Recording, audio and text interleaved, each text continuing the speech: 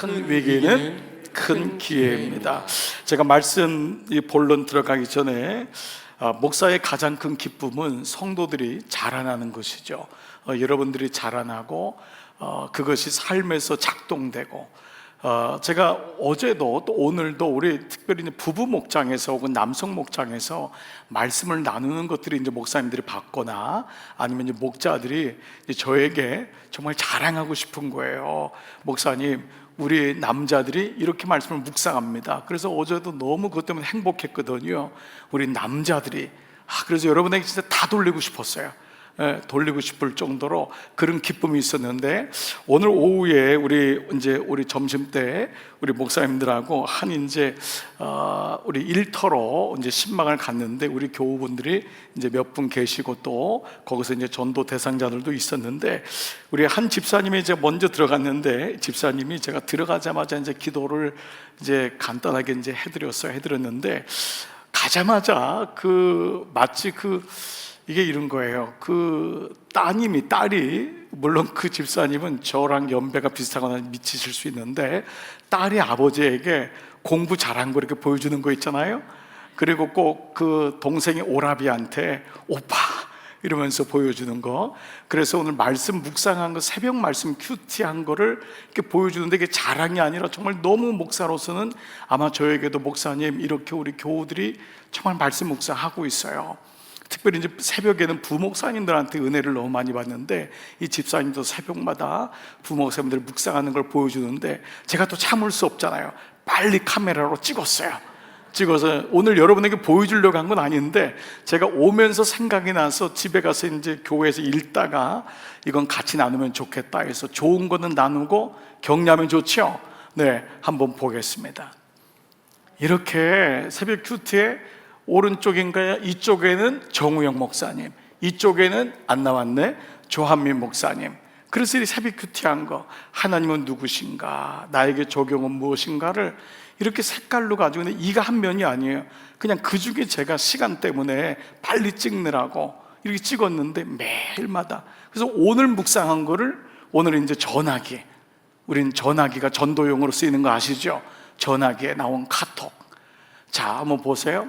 자, 이 카톡에 이렇게 오늘 묵상한 거를 위에다 띄우고 밑에다가는 기도의 제목처럼 겉면을 나눴는데, 제가 여기선 잘 안 보이기 때문에 제가 이게 집에서 보다가 한번 밑에 보세요. 순종하지 않는 자는 반드시 심판하시는 공의 하나님, 불순종의 대가인 진노의 술잔이 임함으로 우리를 구원으로 이끄시는 하나님, 그 손을 의지하며 우리는 하나님의 자녀로 먼저 그 말씀에 순종하고 담대하게 나아가 항복하는 그 다음이 중요해요. 정임, 희정, 영화, 은희, 여러분은 몰라도 돼요. 모르셔요. 근데 이 분들에게 하나님의 자녀가 되는 권세를 같이 일터에 있는 분에게 이걸 나눈 거예요. 그러니까 일터가 하나님 나라가 되는 거예요. 하나님 나라가. 이 네 분 중에 두 분은 우리 교회에 나오시고, 두 분은 전도 대상자고 믿음의 격려자요, 동역자인 거예요. 여러분 보세요. 우리가 삶에서 하나님 말씀을 나눈다는 건 너무 소중한 거예요. 여러분 이미 하고 계신 걸 제가 그냥 얘기한 거죠, 그렇죠? 네, 그래요. 남자분들은 아멘 안 할 줄 알았어요. 네, 여러분이 이미 삶에서 이렇게 하고 있는 거예요. 이게 사실 너무 소중한 거예요. 제가 여러분에게 이렇게 자주 좀 말씀을 드리고, 우리가 주일날, 우리 지난번에도 이번에도 우리 직원사님이 또 말씀을 나누고, 이게 굉장히 소중한 겁니다. 서로 나누는 게 부끄러운 게 아니고, 억지로가 아니라 그 하나님 말씀을 같이 나누고 기록하고 묵상하고, 정말 아주 너무 제가 오늘 저녁 때 돌아와서 저걸 다시 한번 보면서 너무 감사했어요. 여러분 한번 모두를 위해서 한번 우리 시간 박수로 한번 격려하면 어때요? 네, 정말 여러분 모두를 격려합니다. 자, 그러면 이제 저도 이제 잘하는 게 있잖아요. 저도, 여러분도 잘하는 게 있지만, 제가 이번 주 칼럼에 이제 잘하는 것 두 가지가 지난주에 있다고 했잖아요. 근데 이번 주 칼럼 제목이 제가 잘하는 게 또 하나 있습니다. 네, 잘난 체를 또 하려고 여러분한테. 근데 이 잘하는 거에 가로를 넣은 거는 잘하지 못하는데 할 수밖에 없는 것이 학교에 제일 먼저 가는 거하고, 그냥 앉아서 말씀 앞에 앉아 있었던 거. 그때 묵상도 몰랐어요. 그냥 말씀 앞에 앉아서 읽는 거였어요. 그거밖에 할 수 있는 게 없었어요. 그런데 요번에 제가 이 칼럼에 쓴 거를 잠깐 읽어드릴게요. 오늘 말씀의 축이 될 것 같아요. 그런데 생각해 보니 제가 잘하는 게 또 한 가지가 있었습니다. 바로 믿는 것입니다. 신기하게도 믿는 게 저는 어렵지 않았습니다.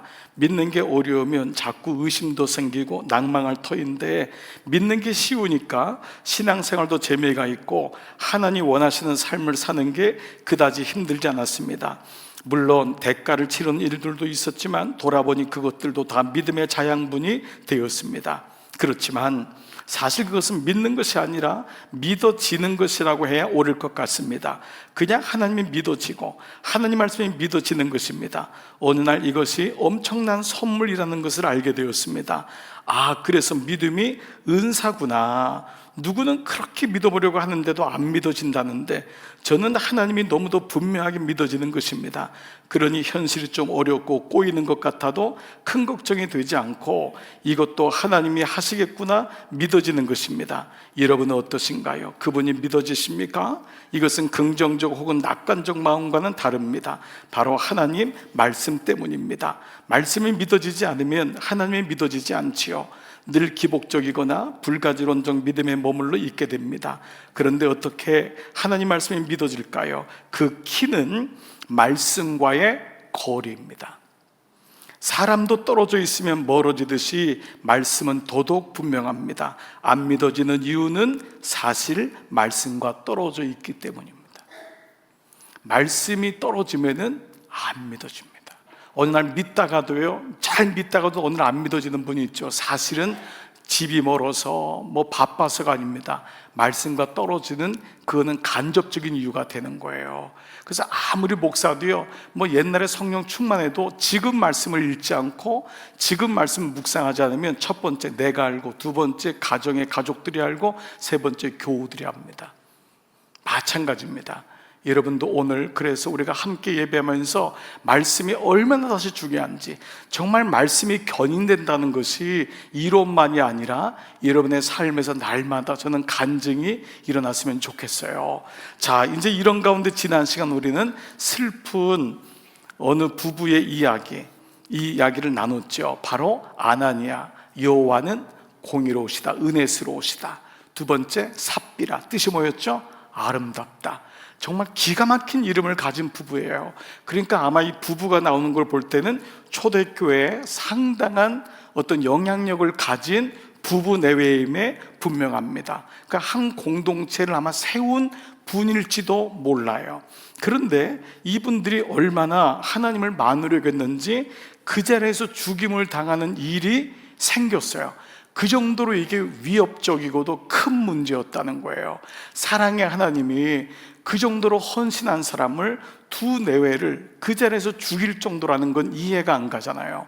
그것도 이 사람들은 헌신한 사람이에요. 땅을 물론 바치다가 속였지만 우리가 일반적으로 생각해도, 우리가 생각하면 어떻게 생각하겠어요? 여러분이 땅을 다 팔았어요. 그래서 여러분이 다 헌금하려다가, 저는 몰라요, 근데 여러분이 그냥 생각 중에 요거 일부만 드리고 딴 게 급한 게 있으니까 아이한테 먼저 쓰고 다른 거 먼저 쓰겠다, 그럴 수 있잖아요. 그것도 누가 뭐라 그러겠어요? 그 일부만 드려도 교회적으로는 보면은 대단한 분 아니에요. 그런데 하나님은 그것을 아셨고, 이것이 한 번의 사건이 아니라 그의 습관적 사건이었던 것을 우리는 꼭 기억하셔야 돼요. 하나님이 한 번 이래가지고 죽였을까요? 그가 그렇게 드려왔던 거예요. 겉으로는 사람들한테 그렇게 드리는 것 같지만 안으로는 다른 생각을 가지고 자기의 어떤 체면, 자기를 드러내는 일이 연속된 것이었고, 무엇보다 이것이 교회 안에 거룩과 순결을 깨는 문제였음을 성령님은 너무도 정확히 아셨던 거예요. 그래서 이분들을 사랑하지만 이분들을 계기로라도 교회가 다시 순결과 거룩을 회복하기를 원하시는 하나님의 큰 그림이 있다는 것, 여러분이 어떻게 하나님이 그렇게 헌신했던 부부를 죽이세요? 라고 하는 곳에 메시지를 심지 마시고, 하나님이 이렇게 해서라도 이스라엘 백성을 심판해서라도 그들을 구원의 재료로 삼으셔야 되는 그 하나님의 큰 그림을 보셔야 돼요. 이것이 오늘 말씀과 멀어질 때 생기는 가장 큰 문제, 결과가 어떠한지를 보여줍니다. 또 우리는 이 사람들이 성경적으로는 그 자리에서 죽었지만은 우리가 그 자리에서 안 죽는다고 죽임을 당하지 않는 것이 아닙니다. 육체의 죽음만이 죽음이 아니에요. 그 영이 점점 무너져요. 사실 어찌 보면요, 한번 세게 고난받는 거는요 정신 바짝 차려요. 그런데 고난이 오는데도 짜잘한 고난을 계속 경험하면은요 그걸 자기가 딜할 수 있다고 생각하는 거예요. 그래서 여러분, 고난이 센 사람을 왜 저런 고난이 왔냐고 하는 게 아니라, 야, 저 사람 하나님 무지 사랑하시나 보다, 그런 마음으로. 여러분, 짜잘한 고난이 오면은 그때마다 여러분 돌아서셔야 되는데 그게 쌓이는 게 더 무서운 겁니다. 그러니까 여러분들이 이런 부분을 보면은 고난이 해석되는 거예요. 고난은 잘못해서 오는 게 아닙니다. 고난은 하나님이 돌아오라고 하는 사인인 거예요.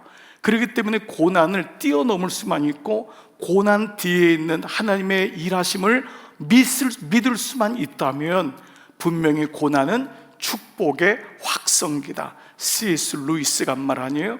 고난은 축복의 확성기다. 하나님이 고난을 주지만 계속 나는 너를 사랑한다, 잊으면 안 된다, 이거를 통과해야 돼, 견뎌야 돼, 이거를 계속 말씀하신다는 거예요. 그래서 오늘 우리가 육으로 죽지 않아도 영이 계속 무너지면은 더 무서운 결과를 초래할 수 있다. 그래서 영적으로 민감한 게 참 중요합니다. 여러분, 오늘 이 저녁에 오신 분들, 또 방송으로 예배하시는 분들, 여러분 다 영으로 민감한 줄 믿습니다. 오늘 그래서 말씀이 그때 들리는 거예요. 자, 초대교회적으로 보면은, 교회적으로 보면은 믿음의 한 내외가, 그것도 엄청난 헌금을 하시는 한 가정이 죽은 거예요. 그의 자녀들은 어땠을까요? 그와 연결된 친인척이 있다면 어떻겠을까요? 교회적으로 굉장한 위기가 온 거예요. 그렇잖아요, 여러분. 우리가 한번 교회적으로 본다면 굉장한 위기가 온 거예요. 이거를 모르는 성도들은 또 오해할 수도 있을 거예요. 하나님 믿어도 소용없네? 뭐지? 여러 가지 예가 나올 수 있어요. 이 사건이 거룩과 순교를 불러서 교회를 일으키는 일이 될 수도 있지만, 말 많은 참새들, 믿음이 없는 사람들에게 이것은 믿음이 없음을 드러낼 수 있는, 교회를 흔들 수 있는 아주 좋은 사건이 되는 거예요. 그래서 똑같은 사건인데요, 어떤 사람은 교회를, 자신의 믿음을 세우는 걸로 삼는 사람이 있는가 하면, 어떤 사람은 봐봐라, 저럴 줄 알았다, 실컷 잘 믿더니, 이런 식으로 해서 자기도 속고 공동체도 흔드는 그러한 악한 일에 넘어지는 일로도 사용될 수 있다는 것입니다. 자, 이렇게 이 아나니아와 삽비라의 사건을 그 마가의 다락방에서 있었던 베드로의 설교 뒤에서 이어지는 거 보세요, 여러분.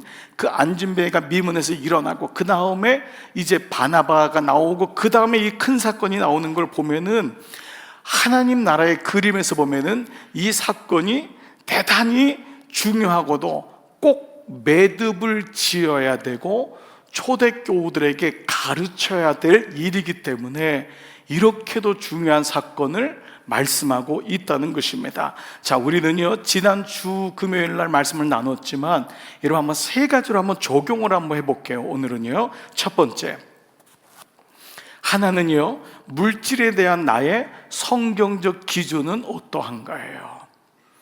물질은 참 소중합니다. 여러분, 어느 사람이 나는 돈을 돌처럼 봅니다. 그 사람 미친 사람입니다. 아니, 어떻게 돈을 돌로 봅니까? 돈이 얼마나 중요한 건데. 그렇지 않나요? 네, 그래서 세 가지 중요한 금이 뭐라 그랬어요?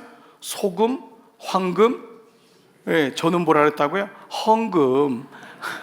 그래서 그러죠. 청년님, 목사님 못 말립니다. 목사님 아니고 못 말려요. 그러니까 저는 성도들의 헌금이 소중합니다. 그리고 그분들이 어떤 삶을 살아가는지가 더 소중합니다. 그 중에 가장 중요한 건 성경적 기준이 있느냐라는 거예요. 물질에 대한. 그래서 사도들의 발 앞에 두었다는 것은 사도들보다는 발 앞에, 발 아래라고 하는, 이거는 하찮아 보는 것이 아니라 머리 위로 두면 안 된다는 거예요. 물질이 만몬이 된다는 건 뭐예요? 그 만몬한테 절을 하는 거예요. 그렇죠.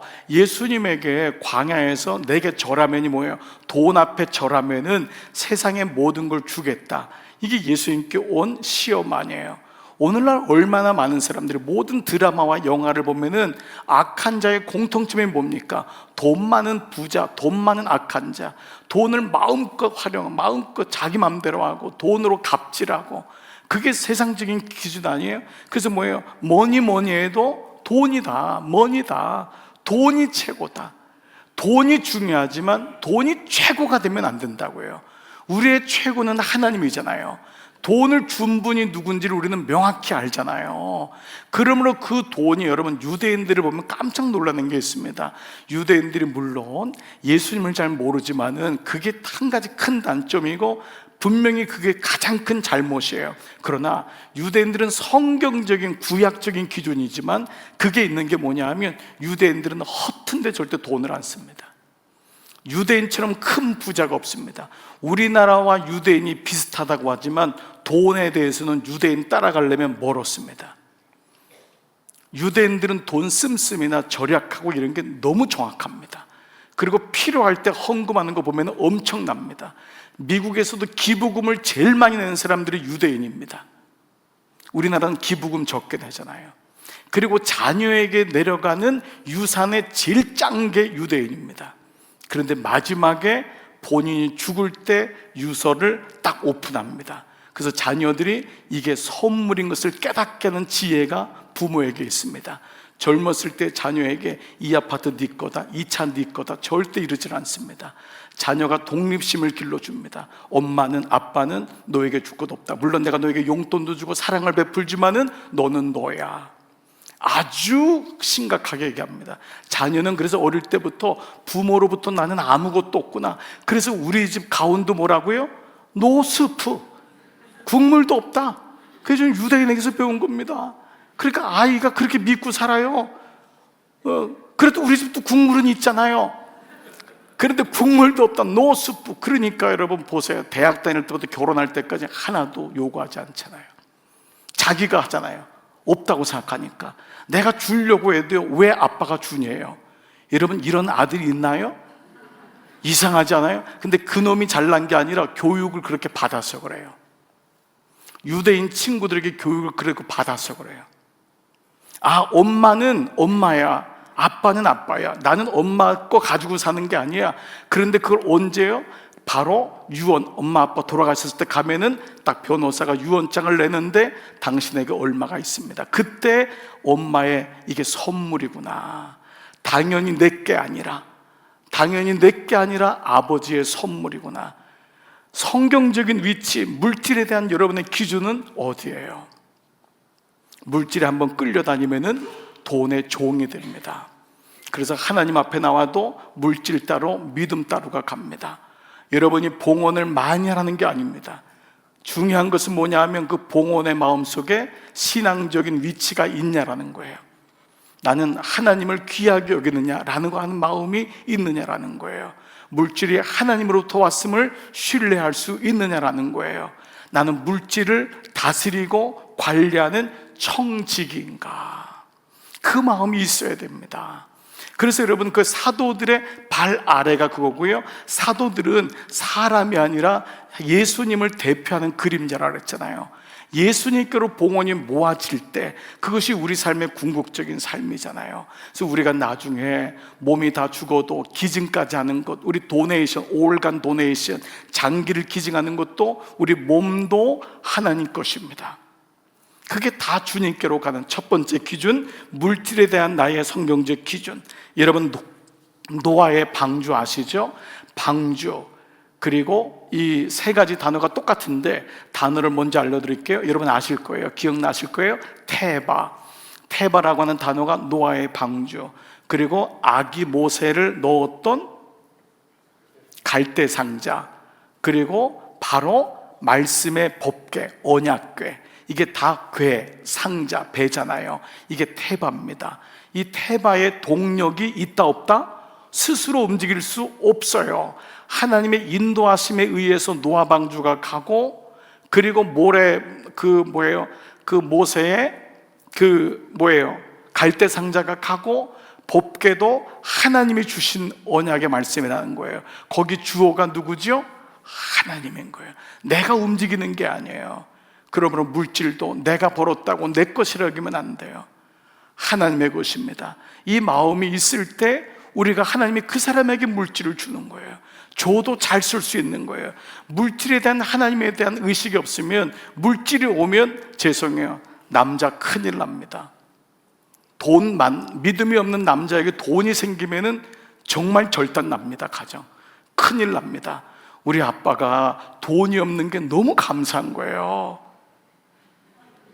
아멘 안 할 줄 알았어 내가.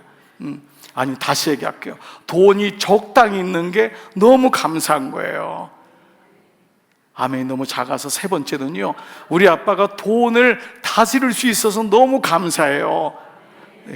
어디까지 해야지만 아멘을 크게 할까? 그러니까 물질이 정말 다스릴 수 없는 믿음이 없으면은 큰일 납니다. 자매는, 여자는 안 그런가요? 항상 제가 남자만 얘기해서 여러분 남자분들에게 죄송해요. 그러면 여자분들 한번 까놓고 봅시다. 여자분들 큰일 납니다. 믿음이 없는데도 돈 많으면은 진짜 가정 깨지는 건 뭐 순간이고, 그러니까 여자가 깨지면 다 깨집니다. 그만 얘기하시. 네, 정말 큰일 납니다, 여러분. 정말 여러분 무섭습니다. 돈이 그 사람을 움직이니까. 네, 여러분 물질을, 돈을 다스리기를 축복합니다. 두 번째는 뭐냐면요, 우리 적용해 볼게요. 나의 청지기 생활은 실질적이지만 여러분에게, 여러분의 목사하고 제가 영적 아비니까, 목자니까 여러분에게 저는 몰라요. 그러나 여러분은 아시잖아요. 여러분 스스로의 봉헌 생활은 어때요? 여러분 잘 봉헌하시고 계신가요? 정말 우리가 기도할 때마다 쓰지 아니하고 흠없고 향기로운 것으로 구별하여 드리시나요? 네, 그렇게 10의 1을 하나님께 드릴 줄 아시나요? 정말 믿음에서 11조 한다는 건 너무도 귀한 믿음인데, 형편상 도저히 남편이나 부부 중에 한 명이 정말 죽기로 결사 반대해서 그분이 좀 마음이 동화될 때까지 기다리는 사람 빼고, 여러분이 드릴 수 있는 분인데도 불구하고 10의 1조가 어렵다고 한다면 한 번쯤 하나님 앞에서 물어보셔야 됩니다. 왜 나는 10의 1조 드리기가 이렇게 어려운가? 그리고 10의 1조는 드리는 것도 중요하지만 온전하게 드리는 게 소중합니다. 그게 바로 흠없고 향기로운 겁니다. 내가 쓸 거 다 빼고, 텍스 낼 거, 세금 낼 거 다 내고, 필요한 거 다 뺀 다음에 그거 가지고 하나님 앞에 드리는 것은 물론 귀하지만은 여러분 스스로의 믿음으로 돌아보셔야 됩니다. 여러분 이런 의미로 한다면은 우리에게 봉헌 생활은 우리의 삶에서, 제가 몇 번 설명했는데 이런 설명을 했어요. 해병대들이나 공수부대들이 저 수천 킬로, 수만 미터, 수백 미터, 수천 미터 저 공중에서 낙하산을 타고 떨어지잖아요. 저는요 군종할 때 이 타는 공수부대랑 함께 비행기를 타봤습니다.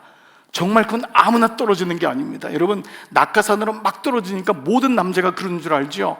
100명 중에 1명, 2명 떨어질 수 있어요. 예, 그래서 우리 남자들끼리 모여서도 군대 얘기하다가도요, 다 막 군대에서는 뭐 안 봤으니까 자기가 제일 고생했잖아요. 그러다가 한 분이 아무 얘기를 안 하는 거예요. 근데 당신은 왜 방이야? 얘기 안 해요. 저는 공수입니다. 그러면 아무도 얘기 안 해요. 갑자기 한 분이 저는 해병대 몇 기입니다. 그러면 순간 조용한 거예요. 남자들 다 일어나서 떠나요. 그분 앞에서 뭐죠? 강아지 앞에서 주름 잡은 거예요. 그동안 이 해병대고 공수부대는 그 비행기에서 적진으로 떨어집니다. 진짜 저는 거기 이렇게 기도해 주러 올라갔다가 죽을 뻔했어요. 저보러 떨어지라고 해서. 너는 낙하산도 안 맸는데 그러면서 목사님은 전쟁 나면 안 죽습니까? 그러면서 나를 내려가라는 거예요. 아니 낙하산도 안 맸는데. 그래서 그냥 난간 붙잡고 그냥 안 떨어진다고 죽을 뻔했던 기억이 있는데, 여러분 그 수천 미터 떨어지려면요, 여러분 놀라운 원리가 있어요. 뭐를 만드냐면 이걸 만듭니다. 이게 11m입니다. 11m짜리 요 건물을 만드는데 사람이 딱 쓰면 여기가 11m가 되는 거예요. 11m가 사람이 느끼는 최고의 공포 높이라고 합니다. 여기서 계속 연습하는 거예요. 그런데 이거를 통과하면은요 10,000m, 20,000m에서 떨어져요. 그래서 여러분, 이거를 신기하게 보는 그림이 밑에 있습니다. 저것도 안 돼가지고, 저것도 안 돼서 저게 가능한가? 여러분, 제가 여러분에게 봉헌 생활을 절대 개인적으로 묻지 않습니다. 하나님과의 관계에서 두 번째, 나는 온전한 청지기인가? 한번 꼭 물어보시기를 바라요. 세 번째는요, 아나니아 삽비라의 적용은 우리 가정의 부부 역할은 이거였습니다. 우리가 지난주에 원래 제목을 뭐라고 했죠? 제가 잡으려고 했던 게 한 사람만이라도 살았으면 두 부부는 안 죽었는데, 한 명이라도 살을 수 있었는데 둘 다 똑같았어요. 정말 너무너무 안타까운 거예요. 그래서 우리는 가정이란 거, 부부라는 것은요, 아이 낳고 그냥 어쩔 수 없이 같이 사는 존재가 아닙니다. 물론 처음에는 육체적으로 같이 매혹도 느끼고 사랑하고 하지만은 진짜 여러분, 육도 어느 날 시간이 지나면은 아이도 낳고 하다 보면은 정말 그 영혼이 보이잖아요. 그래서 영혼의 소울메이트라고 하는 게 영혼의 친구가 되어야 되는데, 영혼의 친구라는 건 서로 돌봐줘야 되는 거예요. 그래서 여러분이 돕는 배필이라는 에제르라는 단어, 에제르 케네도그라고 하는 에제르, 돕다라는 말은 뭐라 했죠? 마주본다 그랬어요. 그래서 이 뜻을 뭐라고 했냐면은 그의 마주본 같은 도움. 이 그라는 건 복수입니다. 그들의, 아내의 마주본 같은, 남편의 마주본 같은 도움. 마주 보니까 보이는 거예요. 그러니까 남편과 아내만이 페이스 투 페이스, 눈과 눈을 명확하게 볼 수 있는 존재가 부부라는 것입니다. 이건 부부관계만이 아닙니다. 부모와 자녀, 형제와 형제, 모든 하나님의 혈육으로 묶어주신 모든 분들은 하나님께서 서로 마주보면서 도와주라는 거예요. 그의 영적인 상태가 어떠한지, 좀 아내가 좀 떨어지면은 남편이 기다려주고, 좀 남편이 좀 세상적인 일로 분주하면은 아내가 격려해주고, 같이 이끌어가면서. 그러나 똑같이 가면 안 돼요. 앞에서 한 사람이 또 손을 내밀면은 부끄러워하지 말고 그 손을 붙잡고 같이 한번 또 따라가고, 그러면서 자꾸 이게 2인 삼각이 돼야 됩니다. 2인 삼각. 여러분, 부모가 자녀에게 믿음 가르치는 것도, 이번에 백은실 사모님 우리 가정예배 드릴 때 아주 중요한 원칙을 얘기했잖아요. 가정예배 드릴 때 우리는 뭐가 보이죠? 똑바로 앉아, 허리 펴고. 너는 왜 목소리가 이렇게 작니? 내가 밥을 안 줬니? 뭐를 안 줬니? 계속 우리는 잔소리하고 꾸짖을 때가 많은데, 그걸 절대 하지 말라는 거잖아요. 그렇죠? 그냥 편안하게 얘기할 수 있도록. 그 어느 부부도 가정예배라니까요, 아내가 남편한테 할 이야기를 가정예배를 빌미 삼아 하더라고요. 당신 말이야, 오늘 이 말씀 들었어? 취하지 말라 그랬잖아. 이거 봐봐, 이게 봐봐. 취하면 죽는다 그랬잖아. 죽어. 당신 봐봐, 지금 조금 있으면 암 걸린다니까. 이렇게 계속 술만 먹을 거야? 이거 있잖아요. 이 말씀을 빌미 삼아가지고 하고 싶은 얘기 다 하기. 교회를 안 나가니까 이렇게 됐지. 유다민족 망하는 거 봐. 아이고, 당신 집안 망한 거랑 똑같네. 이게 정신 못 차리는 거예요. 우리 정말 이럴 때 많아요, 정말 실제로. 그러니까 여러분, 이 관계가 뭐냐면, 마주봄이라는 것은 아래 위가 아니라 그랬어요. 아내와 남편이 인격적인 관계가 돼서 서로를 돌봐주고 도와주고 손을 잡아주고 끌어가주고, 자녀에게도 그러한. 여러분, 말씀드렸죠. 저도 여러분 똑같이 자녀 기르면서 제일 어려운 사람이요, 자식놈입니다. 제일 어려운 사람이. 그 다음에 어려운 사람이 그 자식놈이 데리고 온 사람이 더 어려워. 또 상전 둘 모시고 한번 카톡한 다음에 오늘이나 내일이나 연락이 오실까 기다리도 안 오셔요, 그분은. 그래서 잊을만 하면은 또 한번 오시고, 그러면 저는 또 온 정성을 다해 카톡을 보내고 그분을 위해서 그럼 확 반갑다 그러고, 그래야지만 어느 날 그 마음을 알고 마음을 열어요. 여러분, 이게 제가 억지로나 아니면은 안 입고 와서가 아니라 그의 성품을 알잖아요. 마음을 알잖아요. 그러니까 그가 하나님을 만났지만 하나님을 다시 만나고 믿음 안에 서기 위해서는 계속적인 격려와 위로와 같이 가는, 마주봄의 이 은혜가 있어야 돼요. 오늘 아나니아 삽비라에겐 이게 없었던 거예요. 여러분, 오늘 이것이 이제 우리 교회의 시점에서 가능하게 된 것 중에 하나가 뭐냐면 가정 예배입니다. 이제 여러분, 우리 이번 수요일부터 우리 지난 수요일 날 가정 예배에 대한 도전이 여러분에게 이제 시작했을 것이고, 그 백인실 사모님 영상 유튜브가 말씀이 여러분에게 다 목장 통해서 선교회 통해서 우리 교사분들 통해서 다 이제 전달이 됐을 텐데 꼭 한번 보시고요. 그 다음에 이제 우리 다음 주부터 여러분에게 본격적으로 가정 예배를 어떻게 드리고 어떻게 우리가 가정 예배를 시작할 수 있는가.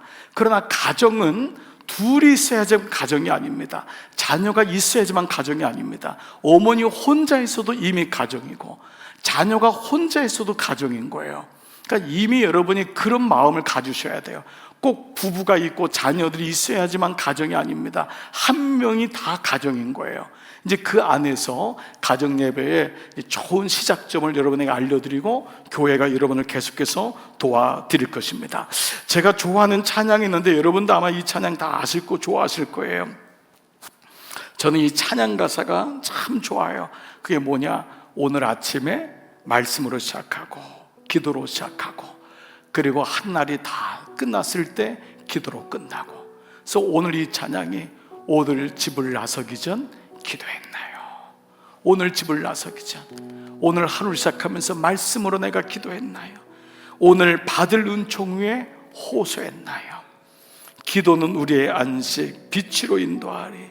앞이 캄캄할 때 기도 잊지 마시오. 마음에 분노가 가득할 때, 우리 순간순간 얼마나 속상할 때가 많아요. 그때 기도했나요? 나의 앞길을 막는 친구가 있어요. 그 사람 용서했나요? 기도는 우리의 안식, 빛으로 인도하리. 앞이 캄캄할 때 기도 잊지 마세요. 우리 한번 이 찬양 짧으니까요, 한 번만 같이 우리 찬양하시죠. 오늘 집을 나서기 전 기도했나요? 기도는 우리의 안식,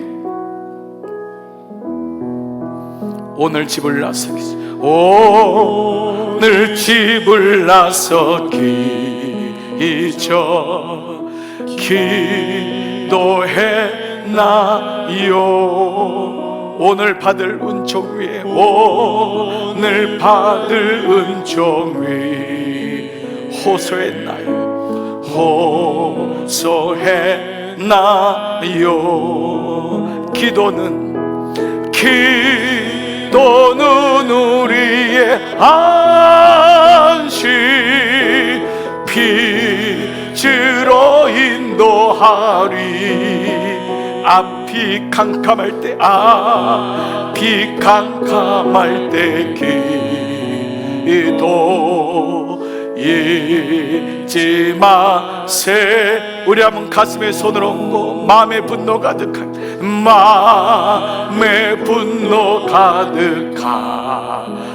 때 기도했나요?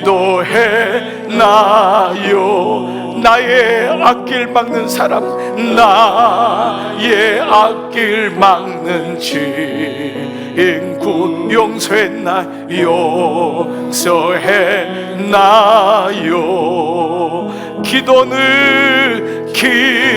기도는 우리의 안식, 빛으로 인도하니. 앞이 캄캄할 때, 앞이 캄캄할 때 기도 잊지 마세요. 우리 옆에 사람 한번 손잡을 수 있으면 손잡고 힘내세요 한번 얘기하죠. 한번 바라보면서 한번 힘내세요, 힘내세요, 힘내세요.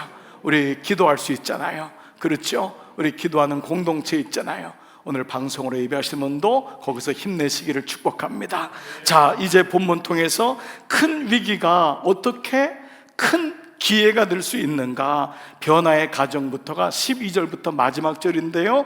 자, 두 가지로 한번 12절을 묵상해 볼게요. 12절 다 같이 한번 세 번역인데 읽어볼게요. 시작. 사도들의 손을 거쳐서 많은 표징과 놀라운 일이 백성 가운데서 일어났다. 그들은 모두 한 마음이 되어서 솔로몬 행각에 모이곤 하였다. 자, 여러분 한번 말씀을 한번 보시면은 첫 번째가 뭐냐 하면 그 변화가 뭐냐, 아나니아 삽비라 사건을 통해서 사도들의 손을 통해서라고 하는 거예요. 말씀드린 대로 사도의 손은 사람의 손이 아니라고 했어요. 이건 예수님의 손을 상징적으로 보여주는 그림자예요.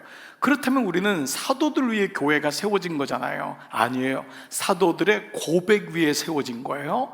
교회는 베드로 위에 세워진 게 아니에요. 베드로가 주는 그리스도시요 살아계신 하나님의 아들이십니다. 그 고백을 주님이 귀하게 여겨서 바요나 시모나 내가 복이 있도다. 예, 그 네 고백은 하늘 아버지가 한 거다. 네 혈육으로 한 것이 아니다. 그래서 너의 고백 위에 내 교회를 세우리니 음부의 권세가 이기지 못한다고 했잖아요. 자, 이런 의미에서 사도들의 손이라는 것은 오늘 아나니아 삽비라의 사건을 우리는 일순간에 이제 다 끝내게 하는, 사람의 손이 아닌 하나님의 손이 교회를 움직인다. 우리는 그 가운데 동역자가 되고 청지가 되는 거예요. 주님의 교회의 주인은 주님이신 줄 믿습니다. 여러분, 주님의 가정의 주인은 누구예요? 주님이신 거예요. 우리 아이들도 주님의 자녀이기 때문에 주인은 누구예요? 주님이신 거예요. 주어를 잊지 않는 거예요. 주어를 깜빡깜빡 주어가 잊어지면 우리는 오만방자해지고 우리는 교만해지고 결국은 쓰임 받다가 마지막에 넘어집니다. 여러분, 저도 이제 요 정도까지 목회해 보니까요, 마지막까지 가는 게 얼마나 소중한지 알아요. 지난 목회보다 남은 목회가 훨 짧잖아요. 그 말은 뭐냐 하면 그게 아쉽다라는 말이 아니에요. 그건 뭐냐, 마지막까지 승리하는 게 정말 귀하구나. 초반전에도 하나님의 은혜로 쓰임받았지만 중반전에도 쓰임받고 마지막 종반전까지 그게 하나님의 은혜예요. 그러려면 주님의 손에 붙잡혀야 되는 줄 믿습니다. 저희 선배 목사님들 보니까 장난이 아닙니다. 처음에 잘했다가 마지막에 꼬꾸라지는 목사들도 얼마나 많은지 몰라요. 여러분, 목회자들이 이같다면 이게 비난의 대상이 아니라 여러분에게도 경각의 사인이 되셔야 돼요. 그래도 목회자는 말씀 보고 말씀을 가지고 전하는 사람인데 그런 위험이 온다면 여러분은 어떻게 하냔 말이에요. 아니, 어떻게 목사가 그래가 아니라 목사도 그러면 나라면은 이게 돼야 됩니다. 목사가 어떻게 그래? 그게 아니에요. 목사님이 그렇다면 나도 정신 바짝 차려야 되겠구나. 장로님이 그렇다면은 나도 예외가 없구나 라고 하는 메시지로 받아야지만 우리는 이 시험을, 위기를 기회로 바꿀 수 있는 거예요. 그래서 우리 모두에게 신앙적인 위기가 올 때 그 위기는 하나님의 손이 없어지고 내 손이 커질 때예요. 하나님의 음성이 안 들리면 내 음성이 들리는 거예요. 하나님의 음성이 희귀하면은 사람의 목소리가 커지는 거예요. 교회도요, 은혜가 없으면 사람의 목소리가 커집니다. 예나 오늘이나 똑같습니다. 그런데 그 교회에 말씀이 들어서고 말씀이 차기 시작하면 사람들이 있지만 사람들이 서로 양보하고 사람들이 서로 목소리를 의도적으로 줄입니다. 그동안 내 목소리가 컸구나. 그러면서 하나님의 소리가 자꾸 나도록 합니다. 그런데 하나님이요, 당신의 목소리가 나면 그 사람을 존중받게 하세요. 이게 하나님의 방법이에요. 그 사람의 목소리를 없애는 게 아니에요. 그 사람을 존중히 여기는 거예요. 하나님이 가신 지식을 변비물, 배설물처럼 여기는 거예요. 배설물이 아니에요. 우리가 배운 것, 우리의 물질, 여러분의 명예, 권력, 사회적인 지위, 하나님이 이거를 없이 하는 게 아니에요. 그것이 하나님보다 높아지는 것을 경계하라는 거예요. 그럴 때 그것을 하나님이 쓰임받게 하는 거예요. 아멘. 여러분의 자녀가 높아지는 걸 하나님 원하지 않는 거 아닙니다. 공부 많이 하고 회사에 좋은 요직을 차지하고 이거 하나님 좋아하시는 거예요. 기뻐하는 거예요. 부모의 마음인데요. 그런데 거기 위험한 게 있어요. 하나님이 없어지면 그것 때문에 넘어지거든요. 그렇기 때문에 하나님의 손이 있는 정말 명예, 하나님의 손이 있는 지식, 하나님의 손이 있는 권위, 하나님의 손이 있는 지위, 하나님의 손이 있는 물질, 이거는 귀한 겁니다. 여러분에게 하나님의 손이 있기를 축복합니다. 그래서 여러분이 자녀와 남편을 보셔야 돼요. 남편이 돈 많이 벌어오는 것 때문에 여러분 즐거워하시면 안 돼요. 거기에 남편이 하나님의 손이 있는지를 보셔야 돼요. 자녀가 진급한 것 가지고 좋아하시면 안 돼요. 저 아이가 진급했지만 하나님의 손을 놓지 않고 있는지를 보셔야 돼요. 그래서 성경에는요, 하나님의 손이라는 표현이 너무도 많이 나와요. 대표적인 것만 말씀드릴게요. 여호수아 4장 24절 다 같이 시작. 이는 땅의 모든 백성으로 여호와의 손이 능하심을 알게 하며 너희로 너희 하나님 여호와를 영원토록 경외하게 하려 하심이라 하라. 제가 설명할 필요 없죠? 여호와의 손이 능하심으로 모든 백성에게 알게 하는 거예요. 그런데 그때 너희로 너희 하나님 여호와를 영원토록 경외하게 하려 하심이라. 하나님의 손이 임하니까 그때 하나님을 경외 예배하는 겁니다. 두 번째, 에스라 8장 31절 보세요. 에스라는요 너무 귀한 선자였잖아요. 이 선자가 뭐라 그래요? 예루살렘으로 갈새 우리 하나님의 손이 우리를 도우사. 이거는 바벨론에서 다 포로로 이제 다 풀려가지고요 그 칙령이 내린 거잖아요. 그러면서 바벨론으로, 우리 지금 예레미야의 그 말씀 다음인 거예요. 예레미야가 유다로 바벨론에 다 망해서 끌려가잖아요. 하나님의 큰 그림이었어요. 때가 되면 70년 차니까 에스라 학사, 그리고 여러분이 잘 아는 느헤미야, 이런 사람을 통해서 다시 데리고 오는데 그때 뭐라고 하냐면 우리 하나님의 손이 우리를 도우사 돌아오는 길에 있는 이 대적과 길에 매복한 자의 손에서 건지시리라. 또 여호와의 손은 뭐냐면 예루살렘은 성전으로 가는 길에서 우리를 방해하는 것을 하나님의 손이 막아주신다는 거예요. 여호와의 손이 있어야지 예배 드리러 온대요. 여러분, 예배도 내가 드리고 싶으니까 내 발로 오는 것 같죠? 그렇지 않습니다. 하나님의 도우심이 없으면 예배 어려워요. 예배 오는 거 쉽지 않습니다. 그날따라 이상하게 아파요.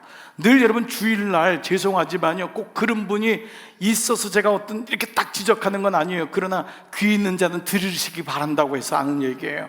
자꾸 빠져. 그래서 왜 오냐 했더니 지난주에 바빠서, 이번 주는 분주해서, 세 번째는 뭐 급해서, 또 이번 주는 애가 아파서, 또 직장에서 불러서, 하여간 진짜 변명이 너무 많아요. 그래서 제가 그러는 거예요. 기도 안 해서 그렇다. 딱 정확한 거예요. 기도 안 해서. 당연하게 오는 줄 알죠. 기도 안 했어요. 기도가 안 깔리면은 정말 하나님의 손이 없으면요 주일 예배 나오는 거, 여러분 금요일 성령 집회 나오시는 여러분은 이게 문제가 안 되지만, 여러분 목원 중에 주일 예배 나오는 게 너무 어려운 분은 정말 기도해 주셔야 돼요. 그분이 여러 이유가 있지만 사실은 매복되어 있는 적의 손이 하나님의 손보다 먼저 가서 그를 미혹하고 칠 수 있다고요. 그에게 하나님의 손이 너무 약한 거예요. 돕는 손길이 없으니까 그 정도는 우리는 뿌리칠 수 있는데 그 사람은 못 뿌리치는 거예요. 친구가 골프 치러 가자는 주일이야. 우리 같으면 아니잖아요. 오후에 치자. 예, 그럴 수도 있잖아요. 예, 저녁 때 치자. 밤에 불 켜놓고 치자.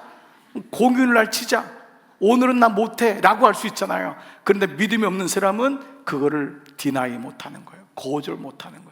끌려가는 거예요. 왜요? 그 사람의 축이 내가 가진 믿음보다 크기 때문에. 내가 가진 하나님의 손이 그 사람이 가진 방해하는 칼보다 작으면은. 근데 오늘 여호와의 손이 그 예루살렘으로 가는 길을 도왔다 그랬어요. 또 보세요. 베드로전서 5장 6절 그러므로 하나님의 능하신 손 아래서 다 같이요 겸손하라. 이 말은 뭐예요? 하나님의 손이 없으면 교만해지는 거예요. 교만은 패망의 선봉이라고 했습니다. 왜 교만한가? 성격적인 게 아니에요. 기질적인 게 아니에요. 예수님 만나면 우리는 다 수장되고 부인하는 거잖아요. 장사 지낸 바 되는 거잖아요. 근데 그것이 불쑥불쑥 일어나는 거예요. 하나님의 손이 우리를 덮지 않으면. 그래서 주님 앞에 겸손하지만 그 뒤에 보세요. 때가 되면은 주님이 그를 존경받게 하는 거예요. 존중받게 하는 거예요. 하나님의 손이 하시는 줄 믿습니다. 그래서 사람의 손과 하나님의 손을 가리켜서 인본주의와 신본주의를 가르는 참 믿음과 불가지론적인 믿음을 나누는 명확한 기준이 되는 거예요. 나는 하나님의 손을 신뢰하고 믿는가, 여전히 사람의 손을 믿는가. 우리는 이 두 가지를 늘 보셔야 돼요. 자수성가 한 사람이 믿음 갖기 어렵다는 통계가 있어요. 그 말은 뭐냐 하면 스스로가 내가 성공했다고 생각하는 거예요. 하나님이란 단어가 빠지면 그게 자수성가가 되는 거예요. 그런데 아무리 어렵고 혼자 성공한 사람일지라도 신수성가라는 개념을 알면은 하나님의 손이 신수성가가 되는 거예요. 하나님의 손이 정말 아무것도 없는 나였는데, 누구 하나 도와줄 사람이 없었는 나였는데 하나님이 도왔구나. 그러니까 그가 하나님이 그를 놓지 않으시고 우리도 하나님 놓지 않은 줄 믿습니다. 자, 그래서 우리가 모일 때마다 이것을 기뻐하는 거예요. 그리고 교회 안에서 하나님의 손이 있는지, 하나님의 마음이 있는지를 늘 의식하고 사는 게 우리 믿음의 성도예요. 내가 이것을 해야 되느냐 안 해야 되느냐는 여기에 대가가 있냐, 돈이 많이 나오냐가 아니라 하나님이 기뻐하시냐 기뻐하지 않느냐예요. 이걸로 가야 되는 거예요. 하나님이 기뻐하지 않는데 덥석 잡으면 안 돼요. 하나님이 기뻐하는 것으로 늘 판단을 갖고 고맙게 여기고, 그 마음이 있어야지 겸손하고. 여러분, 비즈니스라는 것은 정말 이렇게 늘 어떤 살얼음을 걷는 거예요.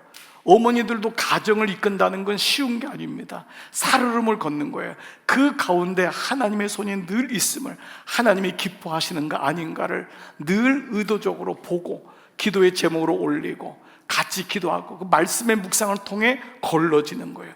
그게 걸러질 때 비로소 우리는 분별이 되는 것이죠. 자, 첫 번째가 사도들의 손을 통해 하나님의 손이라고 했고요. 두 번째, 그들은 다 같이요 모두 한 마음이 되어서 모이기에 힘썼어요.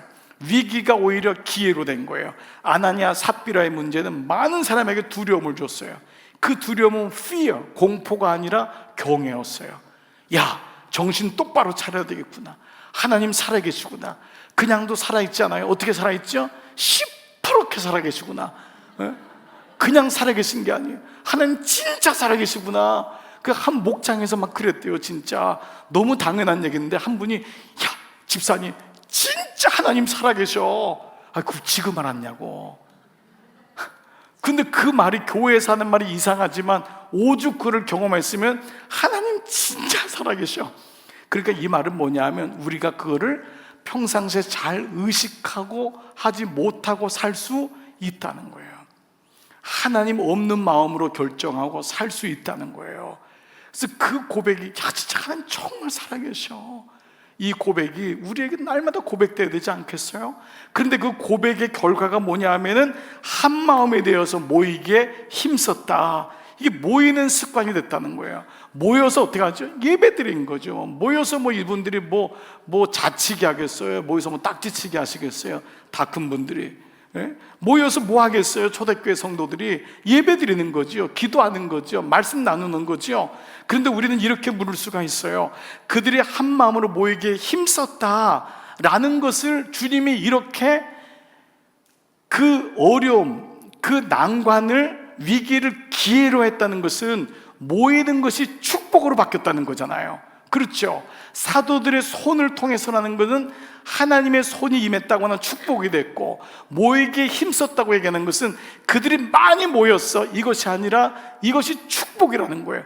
공동체의 축복을 보여주는 말씀이 바로 이 말씀인 거잖아요. 자, 여러분 기억하시는지 모르겠는데 시간이 좀 지났지만 제가 참 좋아했던 그 영화 배우 한 분이 계세요. 여자분이 계신데 이분이 그만 인기 절정에서 이은주 씨라고, 참 저는 그분이 이렇게 연기를 참 잘해가지고 참 좋아했고, 그분이 아주 진실한 크리스찬이에요. 가는 곳마다 이분이 어디 회식도 거부하고 일부러 예수 믿은 다음에 이분은 완전히 불신자 가정에서 본인이 예수를 믿으면서 정말 믿음으로 살았는데 이분이 자살한 거예요. 너무너무 충격이었어요. 제가 그때 너무 충격을 받아가지고 밥을 먹어야 되나 말아야 되나 막 이런 생각. 그때 옛날에 그 허준에 나온 사람도 그때 뭐 약을 먹어가지고 내가 그 사건 때문에 진짜 뭐 설교를 해야 되나 말아야 되나 막 이런 충격을 이런 표정이 이상한 것 같아서. 근데 이 이은주 씨가 자살했는데 그 다음에 정다빈 씨가 또 자살했어요. 얼마 안 지나서. 그런데 또 얼마 안 지나서 불과 몇 개월 지나서 국민 여배우 여동생이라고 하는 최진실 씨가, 세 분이 연달아서 자살했어요. 근데 세 분 다 크리스찬이에요. 그리고 정다빈 씨하고 최진실 씨는 같은 교회 다니던 분이었어요.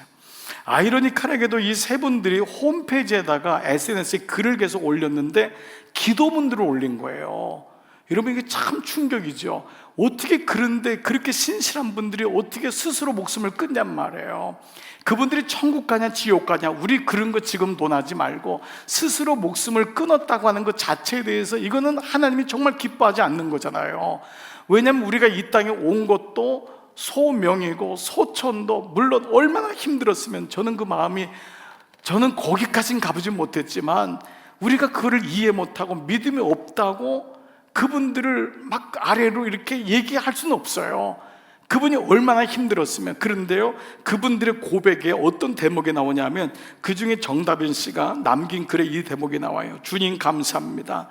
이렇게 주님의 이름을 부르니까 너무 좋은데, 근데 점점점점 한참 간 다음에 뭐라고 나왔냐면, 지금 제 옆에는 제 마음을 나눌 사람이 아무도 없네요. 이거였어요. 주님 너무 감사해요. 주님의 이름을 부르니까 너무 좋아요. 근데 한참 점을 찍은 다음에 지금 제 옆에는 제 마음을 나눌 사람이 아무도 없네요. 이거였어요. 우리가 이 마음을 가지고 한번 좀 추론을 한번 해봤으면 좋겠어요. 인간의 욕구를 보통 사회학자들이 나누는 여러 가지가 있지만 크게 세 가지로 나눠요. 기본적으로 일상적인 욕구예요. 이 일상적인 욕구는 우리가 먹고 마시고 수면욕, 성욕, 어떤 살아가면서 필요한 것들, 우리가 일상의 삶을 사는 거예요. 이게 없는 사람은 아무도 없습니다. 그 말대로 일상에 필요한 것들이 채워져야지만이 사람은 정상적인 삶을 살 수가 있잖아요. 그런데 일상적인 삶은 내가 필요한 것이잖아요. 내가 물이 필요하고 햇빛이 필요하고 공기가 필요하고 물질도 적당하게 필요하고. 그런데 두 번째는 뭐냐면 관계적인 욕구예요. 이 관계적인 욕구는 뭐냐면 내가 살아가면서 같이 갈 사람이 필요한 거예요. 부부도 되고 자녀도 되고 친구도 되고 교회 안에서 믿음의 공동체도 되고, 그렇죠. 직장에서 동료도 되고, 심지어는 길거리에 지나가는 사람도 관계적인 요소가 되는 거예요. 그 사람 때문에 내가 화장을 하잖아요. 여러분이 길거리 직장 갈 때 왜 화장해요? 길거리 지나가는 사람 때문에 한다고요. 그렇지 않나요? 그 사람 아무 상관이 없지만은 길거리 지나가는 사람이 있기 때문에, 그 사람 때문에 제가 여러분 집에 나올 때 그냥 반바지 입고 그냥 막 머리도 안 감고 나올 수 있어요. 근데 길거리 지나가는 사람 때문에 그분들이 저를 알아볼까 봐, 그리고 교회 안 나올까 봐 너무 충격받아가지고, 화면에서 보던 목사님하고 이렇게 잘 수가 있나? 아니, 나도 좀 자유롭고 싶다고요. 정말 나올 때 정말 누구처럼 반바지 쪼리도 한번 신어보고 싶고, 한 번도 못 하겠는 거예요. 진짜 정말 여러분이 이 고민을 모를 거예요. 그러니까 나도 정말 나눌 사람이 없네 이러고 보니까. 그러니까 이 관계적인 욕구는 너무 소중한 거예요. 그러니까 사람은 관계, 멘토도 필요하고 지나가는 사람조차도 필요해요. 근데 세 번째가 뭐냐면 근본적인, 근원적인 욕구예요. 이건 뭐냐면 삶의 가치, 방향, 그리고 바로 믿음, 영적인 가치관. 일상적인 욕구가 채워지고 관계적인 욕구가 채워지면 필히 사람은 짐승하고 다르기 때문에 가치 있는 삶을 살고 싶어요. 이게 안 되기 때문에 우리는 절망하잖아요. 그래도 사람을 이끌고 싶어 하고요, 나도 모범적인 삶을 살고 싶고, 어떤 이러한 영적인 신앙적인 영역까지 가는 것이 근본적인 욕구예요. 그런데 여러분이 이 세 욕구가 일상적인 욕구, 관계적인 욕구, 근본적인 욕구가 이어지는 순차적인 부분인데, 이 관계적인 욕구가 안 되면 때로는 근본적인 욕구가 무너질 때가 있어요. 그러니까 사람은 나 혼자 영적으로 고결하게 사는 존재가 아니라는 거예요. 하나님이, 예수님이 내가 너희 가운데 임한다는 것은 우리 마음이 아니에요. 너희 가운데, 오목류예요. 오목류. 너희 가운데, 너희들 가운데 임한다는 거예요. 물론 주님이 너희 안에 내가 있다고 하는 그 구절도 있어요. 그러나 너희 가운데라는 것은 첫 번째는 너희의 마음이라는 뜻도 있지만, 두 번째는 오목류, 영어로 너희 가운데 내가 있기를 원한다는 거예요. 즉 우리 삶의 관계 속에 그것이 우리로 하여금 근본적인 영적인 가치관을 세워주고 도와주고, 그것을 끈끈하게 만들고, 그것이 우리를 이기게 한다는 거예요. 여러분 이해되시죠? 그렇습니다. 혼자 고결하게 영적인 사람은 아무도 없다는 거예요. 그렇기 때문에 신앙 공동체 안에서의 좋은 만남이 우리로 하여금 일상적인 욕구에서부터 영적인 근원적인 욕구로 끌어가는 관계적인 욕구를 해결해 주는 거예요. 그래서 교회 공동체가 마지막 때일수록 좋은 교회를 만나고 좋은 목회자 만나고 좋은 성도를 만나고 좋은 목장을 만나고 이러한 영적인 멘토가 너무도 소중한 이유가 여기 있는 겁니다. 그런데 그럼 마귀는 그러면 역으로 어떻게 할까요? 너 혼자 믿으면 돼. 무슨 공동체가 필요해? 봐봐, 공동체가 있어서 상처받잖아. 여러분, 우리가 밭에 숨긴 부활을 살려면은요 밭도 사야 되는 거예요. 그 부활가 밭에 감추어 있다고요. 그래서 무교회론자들이 있는 거예요. 나는 예수님은 좋지만 교회는 싫다. 교인들도 싫다. 깐디 같은 사람이 그런 사람 아니었습니까? 자기는 그리스도는 좋지만 예수는 좋지만 교회는 싫다. 여러분 이것이 말은 맞는 것 같지만 굉장히 위험한 어폐가 있는 말입니다. 네. 이 말은 뭐냐면 나는 아버지는 좋지만 부모님은 사랑하지만 가정은 싫어요. 나는 당신은 좋지만 가정엔 안 들어가요 라는 것과 똑같습니다. 그렇기 때문에 여러분이 교회라고 하는 주님이 세우신 피값으로 세우신 교회는 죄인들의 모임이기 때문에 아픔도 있고 거긴 연약함도 있고, 왜? 죄인들이 모였으니까. 그러나 그 가운데 예수님의 손이 있기 때문에 우리는 그 가운데서도 그걸 이기고 견디고 아름다운 공동체로 만들어야 하는 책임이 우리한테 있는 거예요. 가정이라는 것은 다른 문명이 만나는 것이 가정이라고 하잖아요. 서로가 다른 문명, 완전히 이방인이 만나는 거예요. 몇 개월 사귀고 나니까 너무너무 마음에 들고 나하고 취미도 같은 것 같고, 그걸 뭐라 그래요? 속았네요, 속았네요. 그거잖아요, 여러분. 그래서 내가 뭐라 해요? 내가 누구 발등을 찍었다고요? 내 발등 찍은 거예요. 여러분이 뭐 남 얘기할 거 없어요. 여러분이 여러분 발등 찍은 거예요. 그런데 여러분 그 서로가 다른 문명이라는 게 인지가 되고 저 사람과 내가 다르구나 걸 알 때에 거기 나의 손, 남편의 손, 아내의 손이 아니라 그리스도의 손이 있어야 된다. 이번에도 결혼하는 두 자매가, 형제와 자매가 만나가지고 제가 결혼 전에 꼭 얘기한 게 너희 둘 사이에 하나님이 없으면은 무촌된다. 진짜 남남된다. 이게 어렵다. 그래서 하나님의 손이 있어야 된다. 중재자가 너희가 좋아서 결정한 게 아니라 하나님이 나를 인도했다고 하는, 그래야지 견딜 수 있는 힘도 생기고, 그래야지 하나님 앞에서 울기라도 하고 마지막까지 버티고 기도한 다음에라도 만에 하나 헤어지는 일이 있을 수 있어요. 그러나 끝까지 한번 하나님 앞에 부르짖고 그냥 몸부림치고 하나님 어떻게 이러셨어요? 그 마음이 있어야지 다음 만남도 하나님이 도우셔야 된다고 하는, 거기까지 갈 수 있잖아요. 그런 의미로 본다면은 오늘 여러분 모이기를 패하기를 싫어하는 이게 아니라는 말이에요. 여러분 히브리서 10장 25절 모이기를 패하는, 모이는 축복을 모르는 거예요. 공동체 축복을 모르는 어떤 사람들의 습관, 이것도 습관인 거예요. 보세요. 교회 안 나오는 것도 믿음이 없다고 하면 기분 나빠하겠지만 습관이 된 거예요. 습관이 되면 안 돼요. 이 좋은 습관이 돼야 되잖아요. 이것저것 하지 말고 오직 권하여 권면하여 그날이 가까움을 볼수록 더욱 그리하자. 그런데 이게 쉬운 성경에 보세요. 여러분은 함께 모이는 것이 얼마나 중요한 것인지를 잘 모릅니다. 여러분은 함께 모이는 것이 얼마나 중요한지를 잘 모릅니다. 그러니까 다시 권합니다. 혼자 믿지 마십시오. 정확하게 번역한 거예요.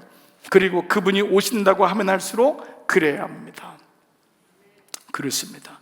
모이기를 힘쓸 때 축복이 시작되는 거예요. 여러분 이 모임에 대해서 정말 우리가 그래서 이제는 우리 교회, 이제는 내 교회, 우리 교회가 돼서 우리 교회를 위해서 같이 기도하고 중보하면서, 여러분 홀로 와서 믿음 생활하지만 이제 같이 들어오시고 양육도 받고 목장도 들어오고 공동체 안에 들어와서 이 교회가 내 교회가 되고 우리 교회가 되고 하나님이 나를 인도하신 그 교회가 될 때 우리는 이 공동체의 축복을 누리게 될 줄 믿습니다. 이제 마무리를 한번 해볼게요. 여러분, 오늘 13절을 보겠어요. 그 나머지는 감히 그들과 상종하는 사람이 없으나 백성이 칭송하더라. 자, 다른 사람들은 누구 하나 감히 그들의 모임에 끼어들지 못하였다. 그러나 백성은 그들을 칭찬하였다. 이 다른 사람이란 것은 아나니와 삽비라와 같이 하나님을 만으로 여기고 속일 수 있다고 생각했던 사람들이 이제는 교회가 순결과 거룩을 회복하니까 그 안에 들어와서 장난질 치지 못한다는 거예요. 하나님의 교회는 이러한 영적 오토리티가 사실 있는 것입니다. 여러분에게 한 가지를 또 한 번 또 말씀드리고 싶은 게 있어요. 사도행전은 교회론이거든요. 교회는 사랑이고 위로고 회복이고 용서이지만 교회는 질서가 필요하고, 교회는 그래서 때로는 영적 꾸지람도 있고, 교회는 때로 여러분들이 힘들어도 여러분에게 말해줄 사람이 필요하고, 그래서 사랑은 꼭 치리와 함께 갑니다. 이게 동전의 양면입니다. 여러분이 교회는 무조건 어떤 사람이 그래요. 교회가 사랑이 있어야지. 그러나 그 사람이 사랑받지 못하는 행동을 했을 때는 몇 번 권면하지만, 두 번도 세 번도 찾아가지만, 그렇지 않을 경우는 권면하고 치리하고 때로는 가르쳐 줘야 됩니다. 그래야지 교회는 질서가 잡히고 그때 그분을 위해서 그것이 옳습니다. 저도 지난 시간 돌아보면 목사지만 저를 호되게 깨우치고 그때 그렇게 가르쳤던 목사님들이 있었기 때문에 저도 요만큼 올 수 있었어요. 그냥 다 버르장머리였고 잘못하는데도 잘한다가 아니었어요. 늘 모일 때마다 가르쳐주고 깨우쳐주기 때문에 그때 알고, 목회는 이렇게 되는구나, 드리는 건 이렇게 드려야 되는구나, 이렇게 목회자의 삶을 살아야 되는구나 알았습니다. 여러분, 오늘 다른 사람이 상종하지 못하였다. 이것이 교회가 가지고 있는 영적인 권위인 거예요. 교회는 하나님 세상에 있지만은 세상과 달라요. 이 교회 안에는 하나님의 법이 있는 거예요. 말씀이 있는 거예요. 여러분, 이것도 여러분들이 잘 받으셔서 여러분 정말 목장 안에서도 진단하고 같이 치리하고 같이 얘기하고 섬기고 사랑의 공동체, 또 위로의 공동체, 또 권면과 격려의 공동체 되기를 축복합니다. 마지막 말씀 마무리할게요. 15절 16절. 심지어 병든 사람을 메고 거리에 나가 침대와 요위에 누이고 베드로가 지날 때에 혹 그림자라도 네게 덮일까 바라고 예루살렘 근읍 허다한 사람들도 모여 병든 사람과 더러운 귀신에게 괴로움 받는 사람을 데리고 와서 다 나음을 얻으니라. 저는 이 마지막에 다 나음을 입으니라. 우리는 마음으로나 혼적으로나 영적으로 육적으로 다 상처 입은 사람이에요. 그런데 우리가 하나님 말씀을 신뢰하고 하나님의 손을 믿고 나갈 때 결국 하나님은 우리에게 주시는 것이 바로 다 나음 입기를 원하세요. 이것이 하나님의 샬롬입니다. 오늘 이 저녁에도 이 목마른 마음 가지고 하나님이 나를 덮어주시고 우리 가정 덮어주시고 우리 교회를 덮으셔서 다 낫는 놀라운 은혜가 있게 해주십시오. 오늘 이 고백이 오늘 예배 참석한 여러분의 고백 되기를 축복합니다.